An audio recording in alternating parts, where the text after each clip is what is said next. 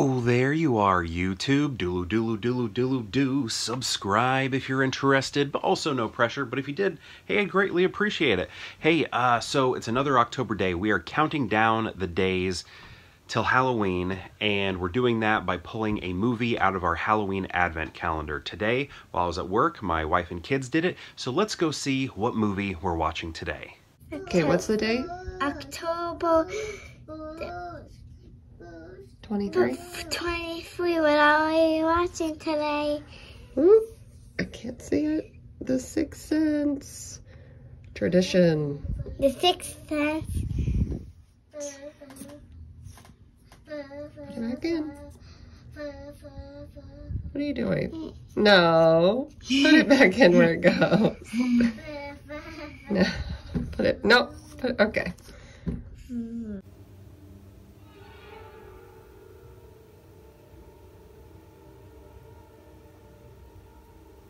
The Sixth Sense. I mean, this is a great one. This one is like an all-timer.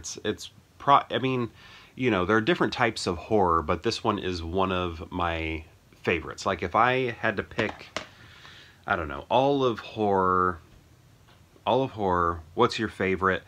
Again, you kind of have to, like, you have these sub-genres within the genre, but if we have to consider them all, it's like, what do I do? What do I do?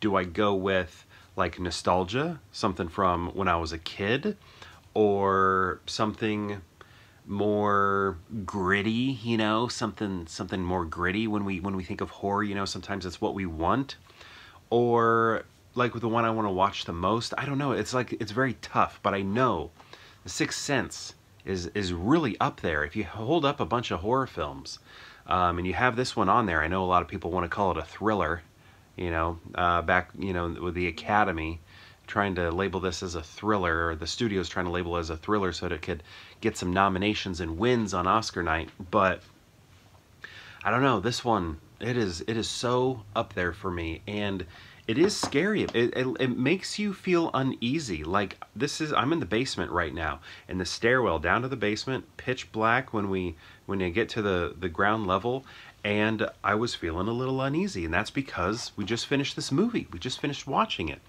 And I think that's what it is. It's not really like a jump scare sort of thing. It's not really a gore sort of thing, though we do get that, but it's done in like a realism sort of way, like with wounds and things like that. But there's an uneasiness to it. There's the voices, the whispering, mean voices that happen. And then also a lot of the visuals. The visuals are kind of shocking and jarring the way they're presented. And it's interesting. They're almost like functioning like jump scares, even though they aren't jump scares. It's just a reveal of a wound. Like, there's that kid who's like, come on, let me show you where my dad keeps his gun. And then he like turns around, you know, you're just watching this play out, and then he turns around and then you see his head, and then you kind of like, ugh, you know, there's no jump there, but we see that visual, and then that's sort of when we get that reaction. I just really like that about the movie. And then you have, like, probably the biggest jump scare, I could be wrong, let me think. The biggest jump scare might be when Misha Barton, she's over there like puking and stuff in this movie, but there's a part where she like grabs Haley, Joel Osment, she's like hiding under a bed trying to give him a VHS tape, right? And like, I feel like that might be the biggest jump scare in the movie. But maybe not the most intense part. The most intense might be when he's in that closet. But anyway, I just really like this movie a lot, and it's one of my favorites of all time. Probably even beyond horror. Like, this is probably a top 25-er, top 50, you know. It's up there. I love it. It came from 1999, one of the greatest years in cinema ever. I love M. Night Shyamalan. I think I probably always put this one as my favorite of his. It came out first, and I think it's one of the most beautiful of them, and I don't think I have a single bad thing to say about it. Like Signs, I love Signs so much. I love Signs, but there's like a couple things I can point to and I'd be like, I wish you would have done that a little bit differently. I wish this was a little different. And I feel like, excuse me, all of his movies, I can say that about, except this one. This one, I think is a masterpiece. He came out swinging and he hit that home run right away, and it was clean. It was out of the park. It was a perfect home run. The bases were loaded. The bases were loaded. He hit a home run. That's 3 points right there, right? Isn't that how baseball works? 3 points. So, no, 4 points. Yeah, he gets the 3 runs in, and then he makes it to home base also. So it's 4 points. They call that a grand slam.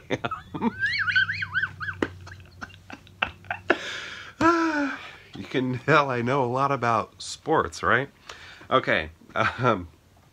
So I think this is funny.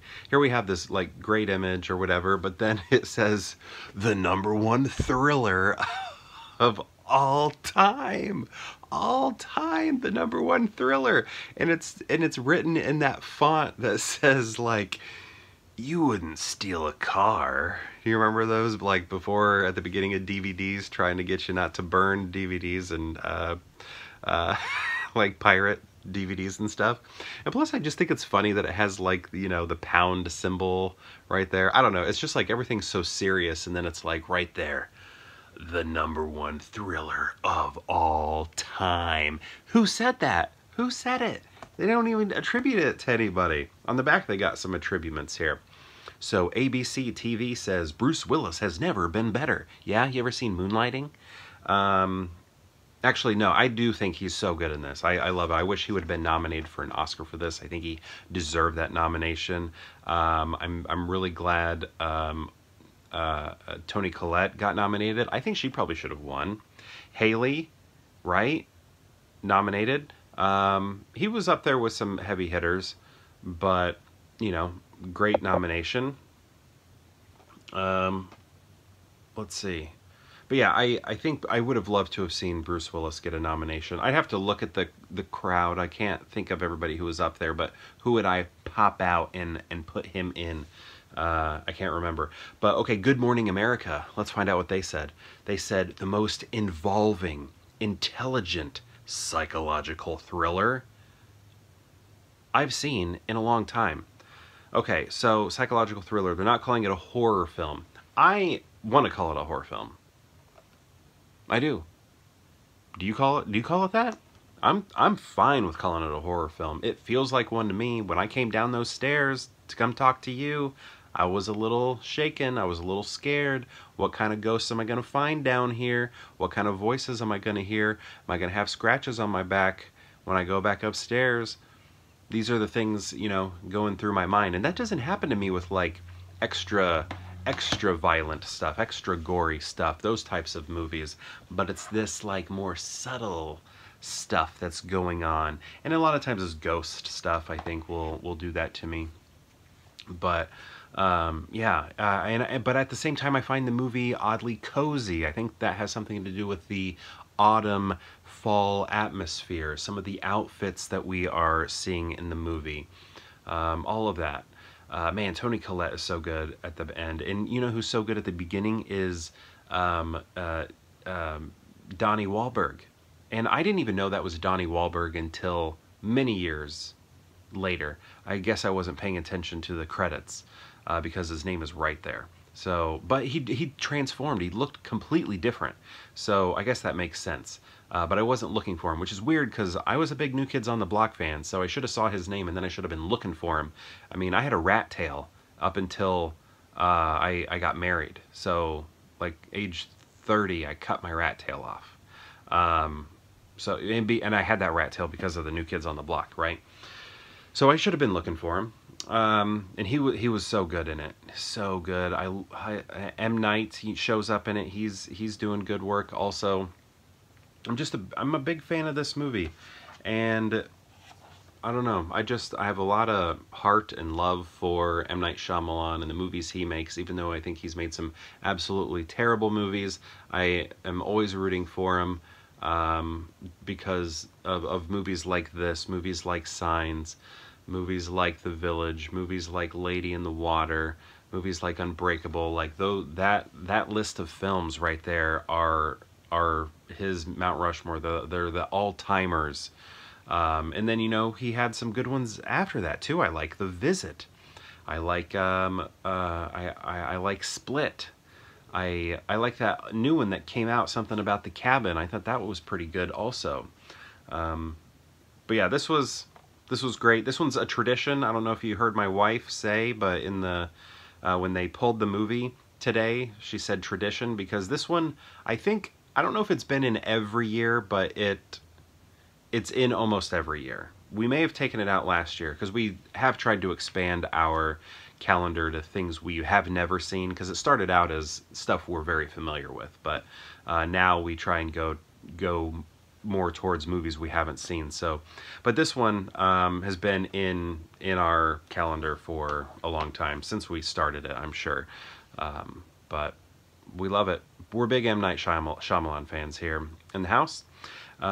What do you think of the movie? Do you love it? Do you think it's outstanding? Do you think it is a horror movie or a psychological thriller or something else? Are you cool with putting it in horror, or do you feel like it needs to go somewhere else? Do you agree with the studios that it shouldn't be called horror? We need to call it something else to make it more prestige. Could we call it prestige horror? I feel like that's something else too. But maybe. I'd like to know where you stand on it. Anyways, thank you so much for watching. Let me know your thoughts on this movie. I'd love to know them. So hit up the comments below. I'll jump in there. We'll talk about movies. I'm a little behind on comments though. Busy time at work. And perhaps I'll see you tomorrow for more Pure Hangout.